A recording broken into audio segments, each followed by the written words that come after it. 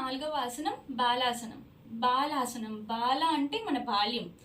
అంటే ఇది ఒక చైల్డ్ పోజ్ అని చెప్పొచ్చు. అంటే చిన్నపిల్లలు చాలా మంది చిన్నపిల్లలు మటాలు వేసుకోరు, కాలు చాపుకొని కూర్చోరు, ఎలాగో కూర్చోరు, బాడీ అంతా ముడుచుకొని అలా కూర్చుంటారు. ఈ ఆసనం ఆ ప్రక్రియలో నుంచి తీయబడింది. అయితే దీని వెనకాల కూడా ఒక పురాణం ఉంది. ఏంటి అంటే చిన్నప్పుడు కృష్ణుడు బలరాముడు ఆడుకున్నప్పుడు కృష్ణుడు మట్టిని తింటారు. అయితే బలరాముడు వెళ్ళి అది కృష్ణుడి తల్లికి చెప్తారు, యశోదాదేవికి. అప్పుడు ఏమవుతుంది అంటే యశోదాదేవి వచ్చి కృష్ణుని అడుగుతారు, నువ్వు తిన్నావా అని. లేదు అంటారు.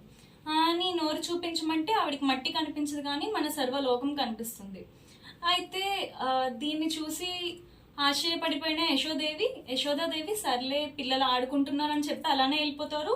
వీళ్ళు కూడా అలానే ఆటను కంటిన్యూ చేస్తారు. ఈ స్టోరీకి ఇప్పుడు నేను చెప్పిన ఆసనంకి సంబంధం లేదు. అంటే ఇంతవరకు ఆసనాలన్నీ ఆ పోజ్ నుంచి వచ్చాయి, కానీ ఈ స్టోరీకి ఆసనంకి సంబంధం లేకపోయినా కృష్ణుడి బాల్యాన్ని ఎగ్జాంపుల్గా తీసుకొని, ఒక సింబల్గా తీసుకొని బాలాసనం అనేది వచ్చింది. ఇప్పుడు ఈ ఆసనం ఎలా చేయాలో నేను మీకు చూపిస్తా. ఈ ఆసనం దేనికంటే డైజెషన్ బాగా అవ్వడానికి మనకి హెల్ప్ చేస్తుంది, అలానే పొట్టలో ఫ్యాట్ కరగడానికి కూడా హెల్ప్ చేస్తుంది.